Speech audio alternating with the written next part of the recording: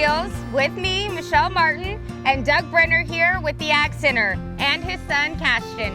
We have a lot of exciting things to show you in these next couple episodes, so join us as we show you around the Ag Center and the Harris Empire.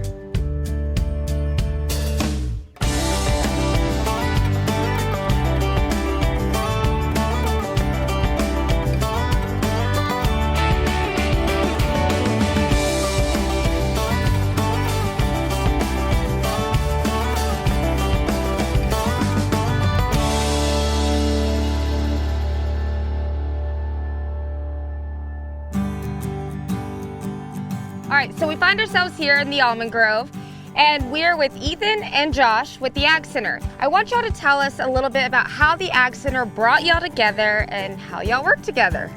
Well, here in California, almonds are a big deal, and there's a lot of bees come into the state, and you need a beekeeper, and there's a demand. So to find someone like Ethan who can supply us with as many bees as we need is not easy. So the Ag Center has a great beekeeper like Ethan. Me being the farmer, get in touch with the Ag Center. They connect me with Ethan, we start working together, and he takes it from there.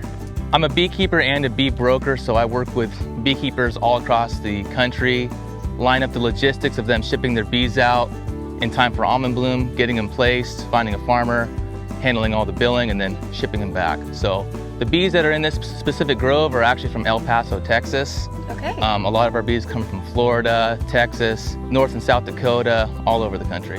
And so basically the Ag Center kind of just connected the dots for you guys and helps y'all work together as a team. Tell me basically about the functionality of a hive. What is a frame? How many bees go out per acre? Give me all that good stuff.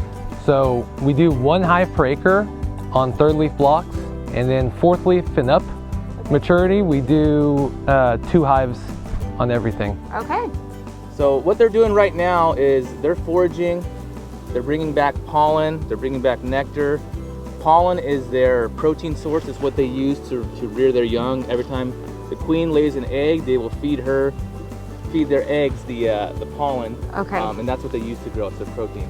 The nectar is their carbohydrate, that's just their energy source. That's basically the nutrition of bees is pollen and nectar. So right now they're foraging, getting food, and at the same time they're pollinating the crops. So it's a little bit of benefit for both farmer and beekeeper. I'm here with Chris Morgner, who is a partner with the Ag Center. Chris, tell us a little bit about what you do and what role you play with the Ag Center. My business is AgriValley Consulting, and we provide independent pest control advisor and agronomy services to local growers. We work with their almonds and other crops that they grow in this area. As far as the Ag Center, I feel like we have a great group of people, a lot of young people, and really working hard. Innovative. Very innovative. They're hard workers, and my role is encouraging, mentoring. I'm kind of the old guy around. I've been around for... You're not that old. You're not a fossil yet. I've been doing this for 40 years, so I have something to offer, and also having the different companies involved with the Ag Center gives us collaboration, networking, that we can help solve problems that maybe we wouldn't think of or encounter or be able to do on our own. So I think that's, that goes across the board with all the companies. All right, so I'm sitting here with Dougbrenner and David Farmer, and they actually have a little bit of a special story here. Doug, tell me a little bit about how the two of you met. Mine and Dave's relationship has been about 3 years. He's been really generous to DCB Farming. My farming company has rented us some ground as well as joint venture. Today we're out here developing. As you can see, we're putting in new drip tape. And Dave in this county was one of the first to pioneer the drip tape out here, but grow tomatoes, as well as now he's teaching my staff, which we got a bunch of young knuckleheads around here, to learn how to develop ground. Dave's turned ground like this alkali dirt into, pretty much garden soil. You were probably a little nervous when you started growing first to go drip, huh? Well, it's different. When you're used to this surface irrigation, you watch it, you just change the water when you have to, but drip, you don't see it. Right. It's just, it starts wicking through the ground, and The plants look great. You don't have any water running out of the end of the fields. It really conserves water. I mean, I know California kind of struggles a little bit with water. Yes. And so implementing this drip system has kind of helped you and your sustainability. So tell me a little bit about the Ag Center and how they've helped you. Well, they're focused on conserving water, involved with maybe recharging. There's areas that'll recharge. It'll accept water and go into the aquifer. Not all the areas. Like where we're standing, I would say probably not. But Doug's got property about a half a mile from here. It'll recharge because shut the water off, it's gone. Out here, this water will stand for a couple days.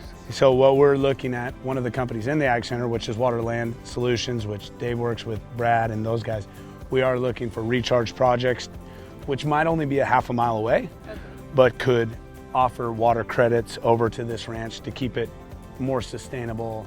It's crazy Yeah. how our world has shifted into that. And one thing that I'm learning by traveling around to all these affiliates, you know, with the Ag Center is that the Ag Center is just a little bit more about just providing a service, but the Ag Center actually cares about the farmer, cares about the business, and is trying to further them and, you know, advance them and help them succeed. And so do you feel that the Ag Center has done that for you so far? Oh, definitely. No, you know, if you have an issue, you can go into the Ag Center and there's a solution there. You can We hope talk to so. someone. Yeah. No, you can find an answer. You're not going to just leave. I think one thing with the Ag Center, and I want to really clarify, I want to train young people to listen, because I am fortunate to have relationships with people like Dave, and we're not always right, and they're going to tell us things that we don't always want to hear. So we have to humble ourselves sometimes and really realize that they do know how to work an extra pass on the ground, or that doesn't work on this type of dirt, and you know, you're not so smart all the time, young kid, right? Because I think that the arrogance and cockiness of a lot of young people, as well as myself at times, can be detrimental in doing the wrong thing in farming. So, And I think that in today's society, as the times keep shifting, is that if you're not married into it, you're not born into it, it's almost impossible to farm. And so these young guys who are taking that chance and starting out on a farm when they don't have those ties are extremely blessed to have people such as your company and yourself and Dave that can shift and mold them and teach them along the way in a world that's becoming so difficult. it is.